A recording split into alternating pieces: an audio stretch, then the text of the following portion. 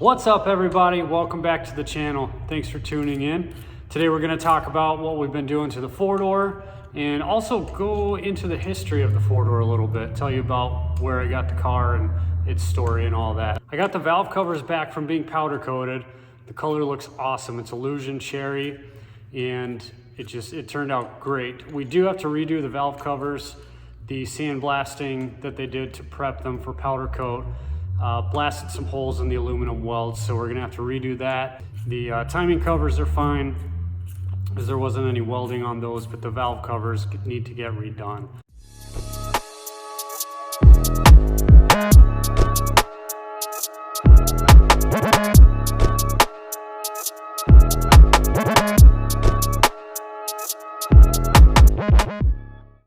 We got the new Nismo reinforced timing belt on, along with a new water pump and tensioner and pulley. Another thing that we were doing yesterday is converting some of the oil and coolant lines to AN fittings, black and red to match the car. And so there was some welding involved with that, some rerouting. And then we replaced some oil lines that weren't necessary, but I mean, why not, right?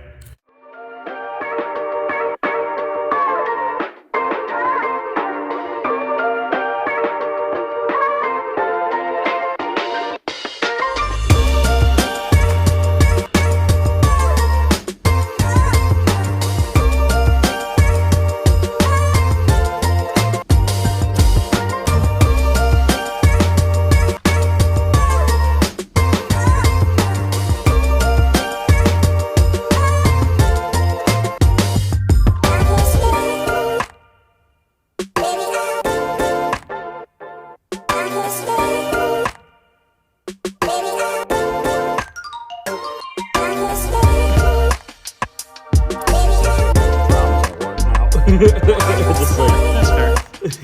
Who's leaking gas?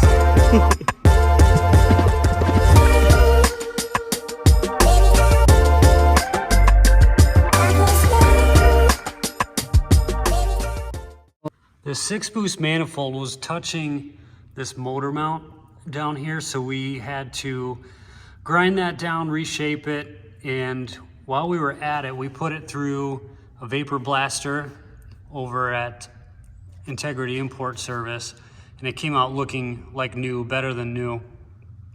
Here you can see an oil drain from the head. We changed that over to AN, down to the drain down there. The oil drain from the turbo is AN also now. And then the coolant feed, we converted to AN. So it uses the factory points where it wraps around the back of the head, but we just did AN on it. And we got the AN lines started for the catch can. The catch can is gonna go right here in this pocket. This car doesn't have ABS, so we've got a good space in there to do the catch can. And then here we have the Turbo Smart wastegate mounted up.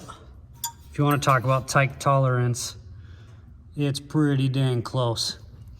But we got this welded up yesterday, the flange for it, and there's a nice straight shot down for the screamer pipe, and still plenty of room for the down pipe to go in there.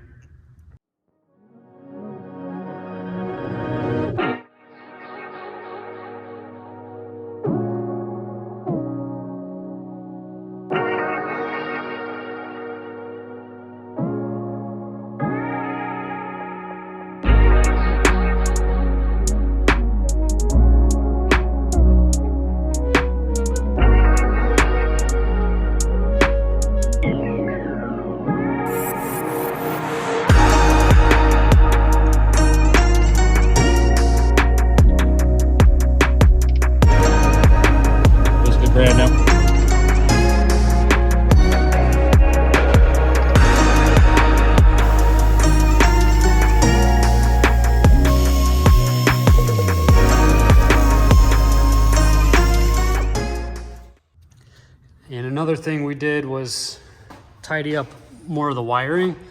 All of these wires were too long, so Jay went in and shortened them, just cleaned them up a lot.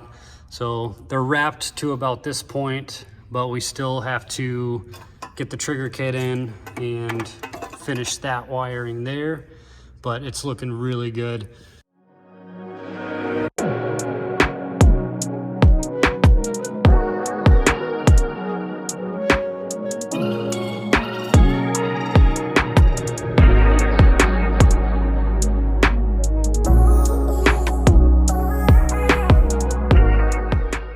Put the radiator back in for now.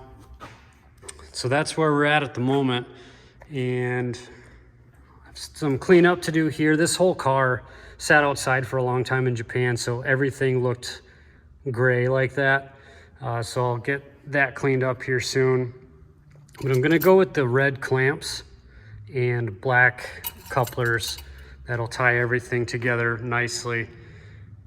I thought this would be a good time to talk about the story of Reina. It's a 95 Series 1.5 R33, four-door obviously. When I got this car, I wasn't originally looking for another Skyline. I was looking for a Cedric or a Gloria, something more VIP style, comfortable cruiser. But I started talking to my guy down at JDM Sport Classics. They ended up getting one, a white Gloria, low miles, Gran Turismo Ultima, like the right spec. And then I saw pictures of this car running through the auction in Japan, and I fell in love. And I had all these extra RB parts from the two-door. It was, you know, it was perfect.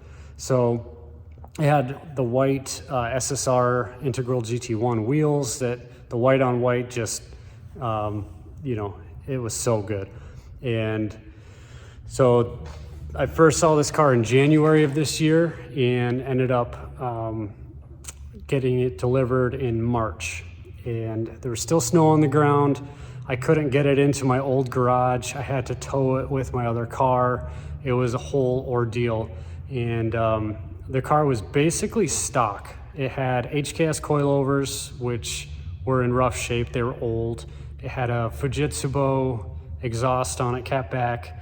And funny enough, it had this blow-off valve on it, in addition to the stock one. But this was not functioning. There's nothing hooked up to the vacuum. I think they put it on the car in Japan and had idling issues, which these cars will have if you don't recirculate it. So they just disconnected it. And everything else about the car was stock. It was originally an automatic car. It was converted to a manual at some point in Japan. It was done really well. In fact, the reverse slide on the cluster works, which is kind of goofy, but I love it at the same time. The only thing that wasn't done well was the drive shaft. It had a wobble to it. So the car now has a custom one-piece drive shaft from the drive shaft shop, and it drives great. I did have to do rear subframe bushings on it, a few other little maintenance things, but otherwise it was pretty solid right off the bat. And I immediately went to some bolt-on stuff, intake, a different catback, and strut tower bar. I did put a Greddy intercooler on it, which is still on the car now, and that will stay through this new build. I kind of felt like this car was done a while ago, and as we started planning the build for the two-door, I realized how wrong I was, and everything's just kind of escalated into what you're seeing here. And just looking at this two-door without the crossover intake manifold kind of got me thinking about doing the Greddy manifold on the four-door, and then things just kind of escalated. From there, I started thinking about, well, why don't we top mount the turbo, and why don't we do this and that, and this is where we are now. This was supposed to be the quiet, comfortable cruiser, and it's it's turning into quite a machine. The two-door is going to be a little bit rowdier of a build, but I don't know, you can't just leave these cars alone. It's addictive. And I mean, this setup is just too good. So good. And we're going to be doing like custom catch can back there, custom steering reservoir. I mean, it's going to be pretty awesome. The body on this car is really, really good. No damage. A couple little stone chips and things, but no major dents, scratches, anything like that. And so this one has about 109,000 miles, somewhere in that range. Still needs some good detailing. You can see where it's still kind of dirty under there, but I'll get around to that in the spring here. Definitely am going to tint the windows, but the interior is really nice overall. I mean, it's definitely got a few signs of wear, like the steering wheel. I'll get that fixed up, and the e-brake boot is a little ripped, but otherwise really good shape. The dash is really good. Back seats are really good. It does have R32 GTR seats. I sourced them separately. I had the passenger seat first for a while and found the driver's seat in California. But just super nice, old school. I love the cassette player. And interesting fact about this car, the production number was really low. They made a lot of, GTS 25Ts, but if you narrow down to this spec, there were 53 of them made. So pretty rare. As far as back seat space, it's pretty decent. I'm 6 foot.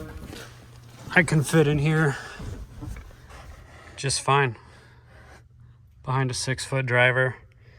And these back seats are actually pretty comfortable, surprisingly. A lot of padding. I love the original window visors, rain guards, whatever you want to call them. Both of these cars have it, but they're pretty cool. One thing that's really interesting about this car is inside the trunk, there's this cubby. I don't know what it's for. If you know, leave a comment, let me know, but it's pretty cool. The 2-door doesn't have that, just the 4-door. And then rear wiper is pretty awesome. Yeah, this car's come a long way. As you can see, I did change the wheels. The SSRs that were on this car are now on Tyler's R32, and they look pretty dang good on there. Wasn't sure about the white wheels at first, but they look nice. Good fitment too. So this has work emotion. These are 18s, 18 by 9.5 in the rear, 18 by 8.5 in the front. I need to get the center cap still, but those are a nice choice. Look great on there. Sorry for the little gurney flaps, aprons on here, but just trying to protect the paint as we're doing all this work. Fun fact, the chassis between these two cars is identical. Wheelbase is exactly the same, and the difference in length is about 3 inches, and it's all right behind the rear wheel in the body. So the spats, like on this car, will not fit on this one. They're too short. But yeah, the chassis is the same, interestingly enough. A lot of people think it's a different chassis, but it's actually not. So mechanically, these two cars were identical, at one point anyway. So pretty soon we're gonna start doing the fuel system, the injectors, fuel pump, regulator. We were talking last night about, ways to mount the fuel pressure regulator, make everything clean and tidy. So we're excited about what we're gonna do with that. And we're waiting for a few more fittings and things. We'll get these valve covers redone. And, aside from the trigger kit and the R35 coil packs that I'm waiting on, we're getting pretty close to the point where,